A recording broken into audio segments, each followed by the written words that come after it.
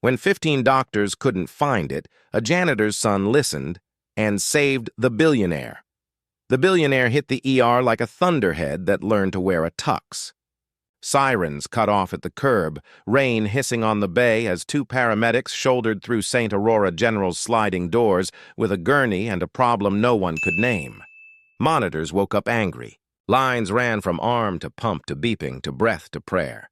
And the glass-walled Resus 2 became a stage where 15 doctors spoke fluent urgency, while the patient stared beyond the ceiling tiles as if reading a secret only he could see.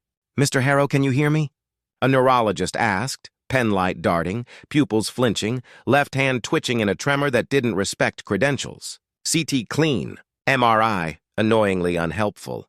EKG, teasing mischief without committing. Labs, alphabet soup refusing to spell disaster in any single line. Against the glass. The billionaire's daughter, sharp dress, jaw set. Mascara on strike, said the 3 words money always says when it realizes it can't bribe biology. Do something now. The room did everything. Altiplace refused the invitation. No clot. Narcan said not it. Ativan quieted the tremor, but not the something else shimmering just beyond the test menu. Infectious disease murmured possibilities with the calm of someone who names storms. Cardiology ran their hands along the rail of what if. Toxicology phoned the past. Surprise supplements, private chefs, private enemies. The hospital hummed its night shift hymn. Shoe squeak, printer sigh, coffee that tries and fails. Past the frosted glass, an EVS cart drifted like a small ship. Mop bucket, quaternary ammonium wipes, a radio tuned to static. The man pushing it moved with the practiced invisibility of hospital life. Hands that know where the sharps bin sits in the dark. Feet that can find the crash cart by memory. His badge read Jamal Brooks. Beside him, a kid in a gray hoodie matched pace like a moon matches a planet. 16, narrow and coiled, eyes that kept inventory of air. His name was Micah, but he also answered to yo and hey kid and silence. You learn to hear your name even when people won't say it. Something was off with the room. Not the patient, everything was off with the patient, but the room. Micah stopped, head tilted like a dog catching a frequency. "You hear that?" he whispered. Jamal listened. The ceiling vents made their usual throat clearing, the negative pressure hiss that says infection control is awake. But underneath it, no, above, was a faint arrhythmic chatter, a cricket in winter. "Come on," Jamal said low. "We got 3C and a vomit comet in 5. They rolled on. Micah glanced back once, counting the vent screws, mapping duct routes the way other kids map video game levels. Through the glass, a nurse rechecked a line that wouldn't flush. The line twitched like it had opinions. The billionaire's chest rose on cue, fell on cue, and yet his color drifted toward an answer nobody liked. The ICU attending, a woman whose hair was always retreating from the night's decision, said, "We're missing something." She said it like she hated admitting the weather was bigger than her coat. The vents kept whispering. Micah's grandmother had taught him to listen to buildings. "Hospitals breathe," she said during those long afternoons she cleaned offices and he did homework in copy rooms. Some breaths are lies. He'd learned duct maps the way other kids learned bus routes.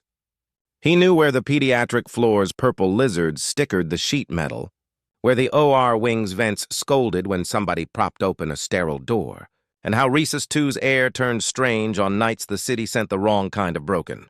Tonight, the wrong kind was expensive. The billionaire's daughter palmed her phone as if signal could buy time. 15 doctors and no answers, she said to no one and everyone, voice fraying but hand steady. The neurologist wanted to say, "We're working." The words would have tasted like defense. He adjusted. "We are not done." The monitors beeped like metronomes arguing over the beat. The vents whispered again, softer now, like a warning that got tired repeating itself. Micah filed the sound beside 1,000 other sounds only people who sweep notice. The way a dying light hums before it dies. The way a sticky relay chatters in an old HVAC when it tries to change modes and forgets how. He looked once more at Resus 2, then at his father, then at the ceiling. He put his hand on the cart to feel the building through metal. It buzzed back faintly, a code he almost understood. He swallowed. "Dad," he said, "something's wrong with the air." Micah Brooks grew up in hallways. Apartment hallways that carried arguments like mail. School hallways that graded kids by shoes. Hospital hallways that smelled like lemon and loss. His grandmother cleaned the medical office building across from St. Aurora until her knees voted no. His father, Jamal, took the night shift in environmental services, joking that he kept the hospital from becoming a biology experiment nobody ordered. "We clean the weather," Jamal liked to say, wringing mop water with a flourish. "Doctors fix the storms. We keep the climate from lying." Micah was a listener before he was a talker. Miss Kay in the cafeteria said he'd make a good spy. His physics teacher said engineer. The counselor said, "Be realistic," which meant the counselor had a filing cabinet where kids like Micah were alphabetized under no.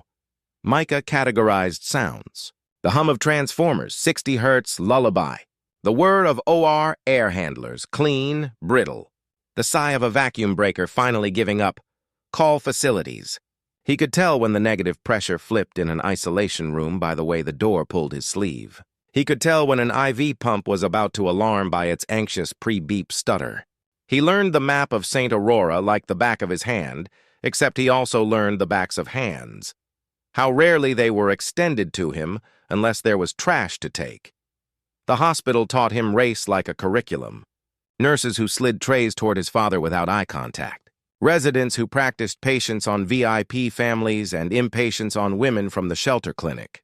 Security who knew Jamal's name but still escorted him when a donor on the foundation board club level said, "There's a man in the stairwell." There's always a man in the stairwell. Jamal had said afterward, the joke a bandage over a bruise. Once when Micah was 13, a surgeon asked him what he was doing lingering outside the OR lounge. "Waiting for my dad," he said. "Where's your badge?" the surgeon asked. Micah pointed to his chest where visitors get stickers. The surgeon looked over him the way people look over furniture when they decide the room needs improvement. "Move along." Micah moved. He remembered. He recorded the surgeon's name in his head under the file Petty. He filed others under Mercy. Nurse Priya, who handed him fruit cups when Jamal was late for dinner. Mr. Alonzo in facilities, who let him hold a multimeter and taught him to trust numbers over noise. Dr. Wen from ICU, who nodded at Micah like he could see the questions stacked behind his eyes. Money taught the hospital different lessons. When the Billionaire donated the Resus 2 renovation, the wall plaques multiplied like a rash. New oxygen drops, new lights, new glass that made privacy a theory and transparency a performance. The foundation hosted a gala where men in suits praised the future while women in suits wrangled the present with clipboards. Micah and Jamal wheeled carts through the event like stealth ships. Micah watched a board member donate a pediatric echo machine and then use the N-word in a whisper about a football game when he thought no EVS techs could hear. Micah heard. He filed the sound under poison. Wealth also donated expectations. The hospital had a VIP protocol binder the size of guilt. It taught staff how to say, "We are honored you're here," without mentioning the number of people in the waiting room who were also honored to be alive. It taught nurses to call risk management before they called sleep. It taught everybody how to bend rules without admitting rules had bent. Jamal hated it, but he also knew protocol kept food in his fridge. "We do the job," he told Micah, "and we teach rooms how to behave when they think no one's watching." Micah's genius wasn't the cinematic kind that solves problems in a montage. It was the maintenance kind, pattern recognition, patience, a stubborn refusal to accept that a system just is. He built radios from thrift store guts. He coded a little, soldered a lot, and took apart an old nebulizer to see how Venturi valves trick air into carrying medicine. He watched HVAC YouTube like it was the NBA. He memorized floor schematics because the hospital's attic was a city and the vents were streets and the dampers were cops who sometimes got stuck in the wrong mood. He wanted to study engineering. He also wanted to get out from under the polite boot that stood on his family's neck. Both wants lived in the same chest and argued over who got to breathe.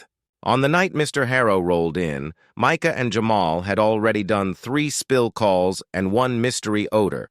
Answer, broccoli cheddar soup meets microwave meets hubris. They were cutting through the trauma wing to reach 3C when the vents started whispering wrong in Resus 2. Wrong like backdraft, wrong like a reversed fan, wrong like air going the other way. Micah tugged Jamal's sleeve. "Dad," he said, "negative pressure's flipped." Jamal frowned. They hadn't posted an airborne isolation. The light above the door was the wrong color for TB or measles or COVID nightmares. But the hairs on Jamal's arm rose anyway. The buildings tell. "Keep rolling," he said out loud for the cameras that come attached to certain last names. Under his breath, "Eyes open." They delivered the quats and the quiet to 3C, changed a bag in 5 and circled back. Through the glass, Micah saw a nurse crack a med from a foil-wrapped vial, while another spiked a bag and a third fiddled with a central line that acted uppity. The billionaire's daughter's reflection stared back at her from the glass like a ghost that cared about stocks. The neurologist's shoulders drooped and then squared in the way of people who will not admit the tide is coming in. The vents whispered again, chitter, chitter, pause, sigh. A sticky relay, a short cycling fan, or a damper closing when it should be open. In an ER, that could turn negative pressure into positive, sending room air out instead of pulling hallway air in. Normally that kept germs in. Tonight it might be pushing something out, or pulling something in. The rumor mill had said the Billionaire's gala featured wellness oxygen bars and aromatherapy towers. People loved gadgets. Gadgets loved ducks. Ducks loved to share. If someone had plumbed the aromatherapy into the wrong branch and the ICU air handler hiccuped and a backflow preventer in Resus 2 picked that moment to sulk, Micah's brain started drawing arrows from, scent to symptom to someone's bad decision. 15 doctors could save a life. A $12 stuck damper could unsave it. You don't learn that from TV. You learn it from holding a ladder for Alonzo at 2 a.m. while he swears in 2 languages. At a failing actuator because the pediatric unit smells like cinnamon without consent. Micah put his palm on the glass. The room's air felt pushy. "Dad," he said again, "please." Jamal followed his son's eyes to the supply vent above the head of the bed. The lace of an aerosol stream, invisible unless you'd trained yourself to see dust behave. Jamal had. He'd spent 2 years in COVID cleaning rooms where air was mood and surfaces were memory. He saw it now. Exhale wasn't the only thing leaving. Something else was arriving. He took a breath that tasted like obligation and risk. "We tell facilities," he said. "They print a ticket." "No time," Micah said. He looked at the nursing station. A charge nurse he recognized, Priya, met his gaze through the glass and, to her credit, did not look through him the way people often do when the shirt is green instead of white. She stepped to the door. "Need something, Jamal?" she asked. "Your vents are lying," Micah blurted before his father could smooth it. Priya blinked. "They're what?" "Flipped or chattering," he said. "Feels like positive pressure when it should be neutral. Could be dragging something from the galley or the therapy bay or—" He stopped because Priya's face had shifted from annoyance to attention. "You hear it?" she asked. Micah nodded. "And I can prove it," he added, because truth in hospitals needs data. "Give me a strip of tissue in 30 seconds. Priya hesitated. Protocol said no.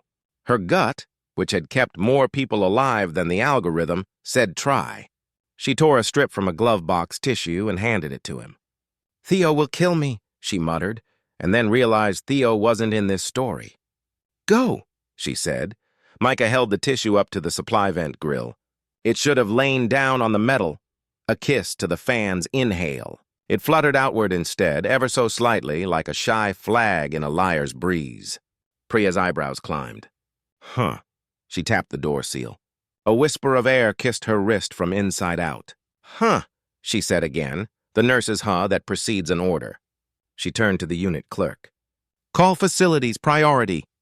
The clerk picked up, waited, rolled eyes at hold music. 17 minutes, she mouthed. Priya looked back through the glass at Mr. Harrow. The neurologist pushed in dexamethasone because sometimes you cast a wide net and hope. The daughter's palm pressed to glass left a perfect print, a map of a person who expects doors to open and hates this one. Priya lowered her voice. "What else?" Micah pointed down the hall toward the so-called wellness nook the Foundation had installed near triage so donors could Instagram their enlightenment while waiting to congratulate themselves. A bubbling wall, potted eucalyptus, a rickety oxygen bar fed by cylinders that a vendor refilled without eye contact. If someone cracked a valve or a scent feed got plumbed into a return, he said, and the damper in this branch is stuck, Risa's 2's supply could be pulling from the wrong place when the handler cycles. Priya knew enough to be dangerous and humble. If it's sending volatile compounds in here, she said, and he's got... Whatever he's got, she didn't finish. She didn't need to. Money buys weird vitamins and weirder air. Bodies sometimes don't play nice with either. You got a manometer? Micah asked. Priya laughed without humor. In my back pocket, kid. Water tube, then, he said, eyes scanning for a portable hack. He grabbed 2 clear suction canisters from a crash cart drawer, a length of tubing, and a Sharpie. Alonzo showed me this, he said, filling 1 canister halfway at the sink. He taped the canisters side by side, water level matched, tubing looped in a U. He poked one end through the door crack, held the other in the hall. The water level shifted. Hall side rose, room side fell. Differential, he said. Positive pressure room. Priya didn't waste the hack's poetry. She grabbed the ICU attending by the sleeve mid-order. Dr. Wen, look. Dr. Wen knelt without offense, one of the reasons staff would follow her into ridiculous weather. She watched the water levels settle not to equal but to argument. She watched the tissue at the supply grill disagree with physics. She looked at the patient who had not read any of their textbooks. She made a call. Shut it, she said. We close this room's supply and crack a door on one. We'll pull from the hall filter instead of wherever that is. Risk management would write a memo later asking why. Wen would write one back that said because medicine. Priya grabbed a flathead from the everything drawer nurses keep for when the world forgets who runs hospitals and, standing on a chair with Micah bracing, popped the grill and reached for the manual damper lever. It fought her. She fought back. It squealed. She didn't. She pushed until metal remembered what obedience felt like. The tissue settled. The water levels in Micah's DIY manometer began to kiss each other hello. Dr. Wen cracked the door an inch and propped it with a crash cartwheel. The air turned honest. Hall to room, to return, to handler, to filter, to roof, to night. The vents stopped whispering. The billionaire coughed once, hard, the bark of a body telling a room it was done being lied to. The tremor softened not because the gods were appeased, but because the variables simplified. SpO2 up 2 points, a resident said, surprised like a kid at a vending machine that finally gives the right snack. CO2 down 3, another added, eyebrows performing. The neurologist looked at Dr. Wen. Couldn't be just that, he said, and hated himself for the just. It's never just, Wen said. It's always everything, and the last thing we fixed gets the credit. She looked at Micah. What else, Mr. Brooks, he said, voice suddenly small under attention. Micah. What else do you hear, Micah? She asked, placing his name in the room like a gown, not an insult. He swallowed. Wellness Nook, he said. Vendor was here at 9. Could be backflow, could be a scent feed misplumbed, could be a cracked O2 valve making room air too rich somewhere and not rich enough here. Priya, Wen said. Lock the Nook, Alonzo? The unit clerk already had facilities on 2. Alonzo's voice crackled joyously, irritated through the line. On my way with a meter and a name for whoever touched my ducks, he said. Who's the kid? The kid who just saved us an incident report, Wen said. Copy, said Alonzo, already moving. That should have been the handoff. But racism doesn't clock out because a hack worked. A new attending, slick hair, reputation that traveled faster than empathy, strode in with risk management on his hip like a pistol. What's going on? He demanded, scanning the room for the person with the smallest badge to blame. His eyes landed on Micah, on the hoodie, on the brown skin, on the suction canisters. Who authorized this? I did, Wen said, clean and immediate. Who are you? Dr. Leland, he said, waiting for awe. He didn't get it. He got Wen. Welcome, she said. We had a pressure inversion. We corrected it. Patient is trending in a better direction. Leland frowned at the improvised manometer, like it had committed a crime by being helpful without a SKU. We don't need... He stopped because the billionaire's daughter was at the door now. Voice like a check with the memo line filled. Is he better? He's safer, Wen said. We're still working. The daughter's eyes flicked to Micah. Who's he? Wen smiled. The person who heard the lie. That sentence would become a plaque one day. Tonight it was a line holding the room in the right shape. Leland didn't like it. Security should escort non-clinical personnel to medals. Alonzo barked from the doorway, meter bag on his shoulder. Because the kid just caught a damper stuck half shut on my line. He thumped the duct with a knuckle, listening. Hear that? That's an actuator pretending to work. He snapped the panel, reached in, and twisted till something sighed. The meter pinged. There! Now this room breathes like science instead of vibes. Priya almost laughed. She didn't. She hung another bag and squeezed fluid like a person who wants credit to go to outcomes, not optics. Leland adjusted his tie. Fine, he said, which in doctor means I have notes. He would send an email later about scope of practice and liability and optics and protocols. Wen would reply with data and a hint of threat. The chief medical officer would CC risk and facilities and the foundation. The foundation would CC God. Tonight they worked. Alonzo jogged toward the wellness nook with a bag of caps, a wrench, and a colorful string of cusses. Micah followed because buildings talk loudest at their sins. The nook was a boutique fever dream. Wood slats, a burbling wall, diffusers labeled clarity, calm, cashmere forest. A slim oxygen bar sat beside a tea urn, connected with tubing that made OSHA cry. Alonzo peeled tape, sniffed fittings, and found the confession. A backdraft preventer installed backward on a scent line teed into a low-pressure return. Vendor didn't read the sticker, he said. He pulled it, flipped it, tightened, sealed, then closed an isolator for good measure. No more aromatherapy in my ER, he said to the room. If they want to smell forests, they can go outside. Micah grinned. Alonzo handed him the meter. Hold this. You did the listening. Do the measuring. The numbers settled. Air stopped lying. They went back. In Racist 2, a respiratory therapist adjusted settings with a gentleness that looked like apology for a machine's earlier arrogance. The billionaire blinked, the first eye movement that looked like a person saying from very far away, I am still here. The daughter's hands flew to her mouth, gratitude and grief scrapping over which one got to be loud. Wen breathed out like a held cord finally released. Good, she said. Now we doctor, Micah exhaled, half pride, half terror. People were looking at him. That usually meant trouble. Jamal put a hand on his shoulder the way fathers do when they want to steady you without stealing your spine. We still got floors, kid, he murmured. Micah nodded. Yeah, he said. But the building's quieter. The building's a liar you made honest, Jamal said. Take the win in a pocket. You'll need it tomorrow. Tomorrow arrived in 40 minutes wearing a suit. The Foundation's liaison materialized with a smile that had teeth. We heard there was a situation, she said. The word situation, a suitcase in a luxury hotel that someone else would have to carry. I'm here to support communication. Translation. I'm here to herd truth into a press release. Leland perked up, already rehearsing a quote.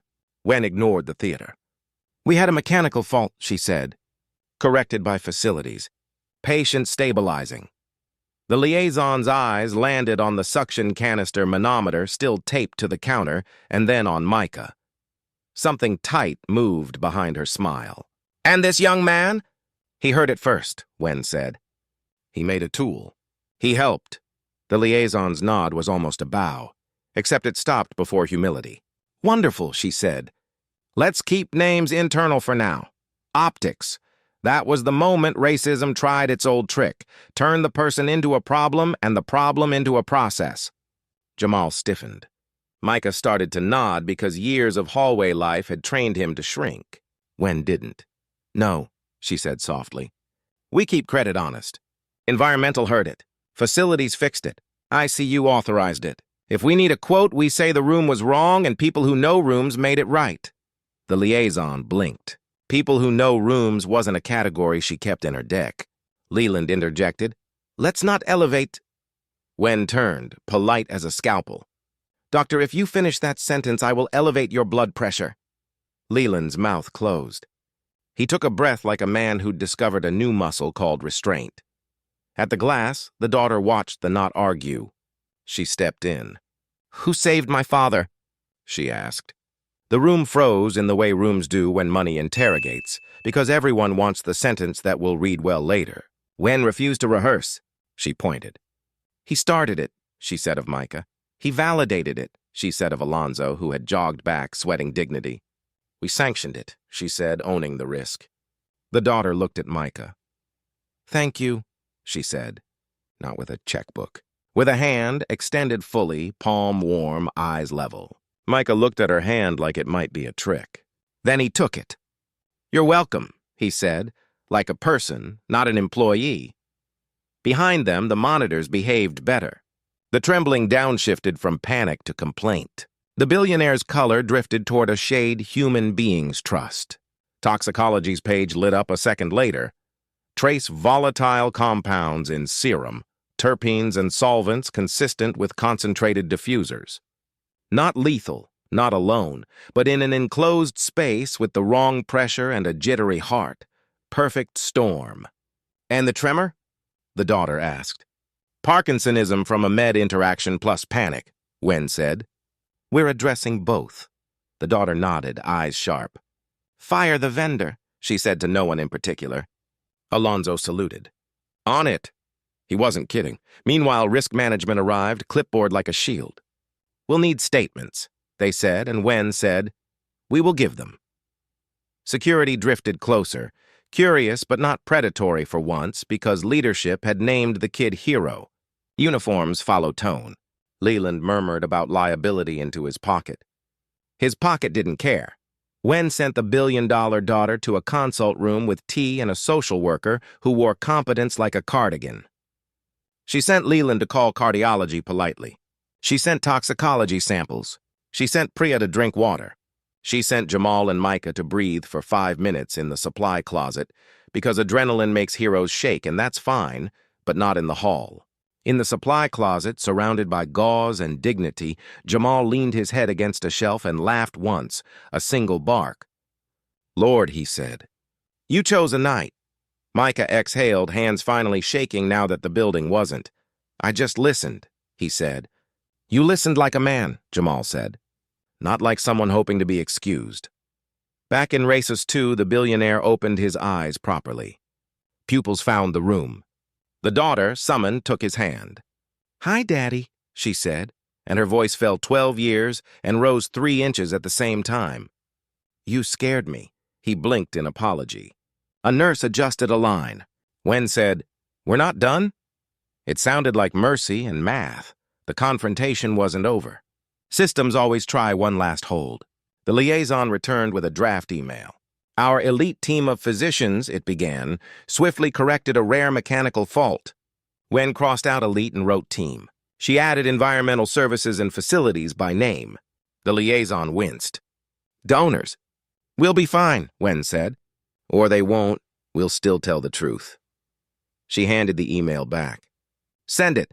The board's group chat, somewhere in the cloud, erupted anyway. Words like liability and optics and narrative skittered across screens. The CEO, woken by righteous chaos, texted Wen. What happened? She replied. A boy listened.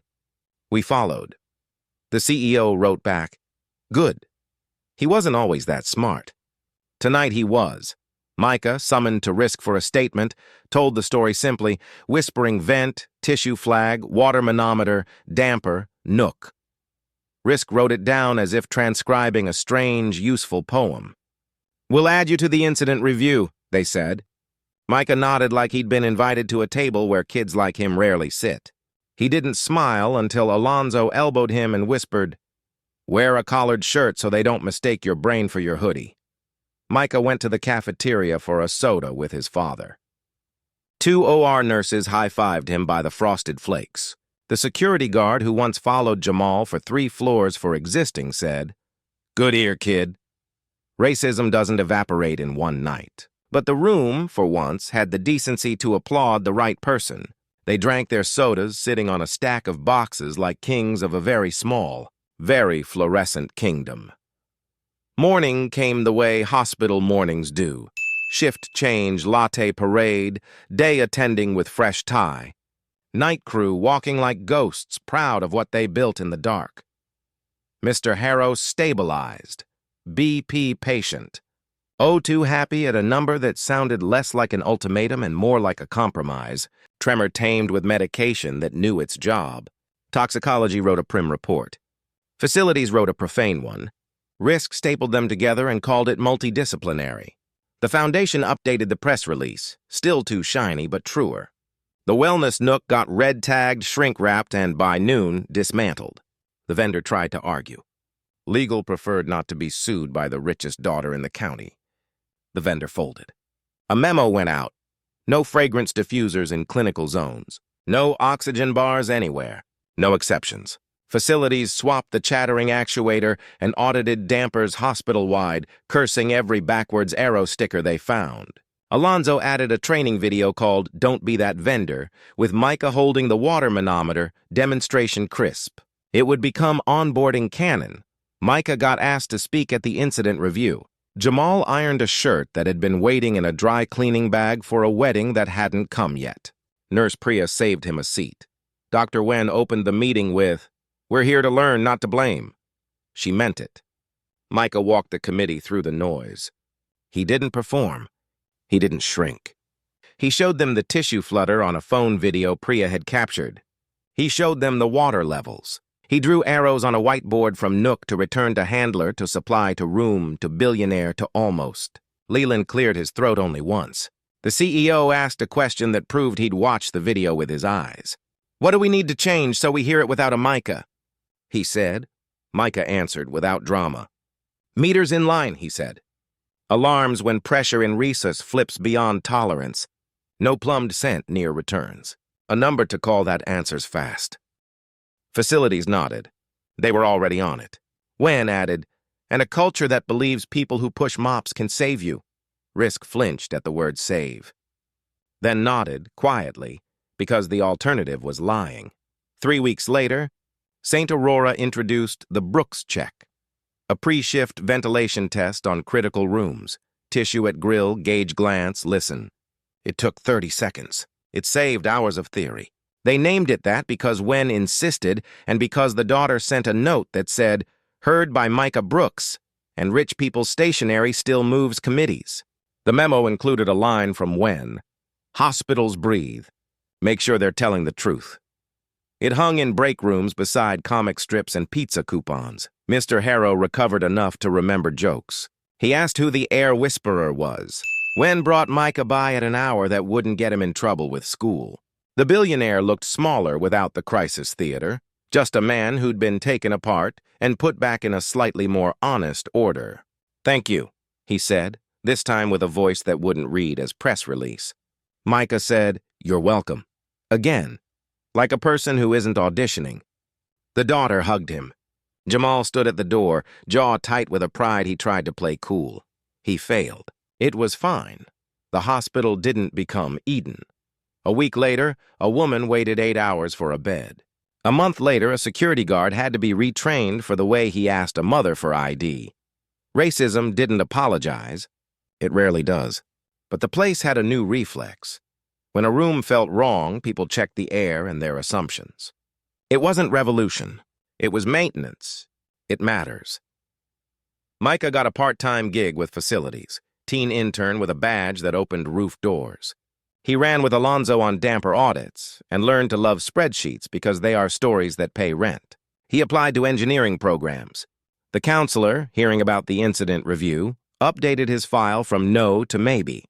Dr. Wen wrote a recommendation so sharp it could cut bureaucracy. Priya added a note that smelled like fruit cups and justice.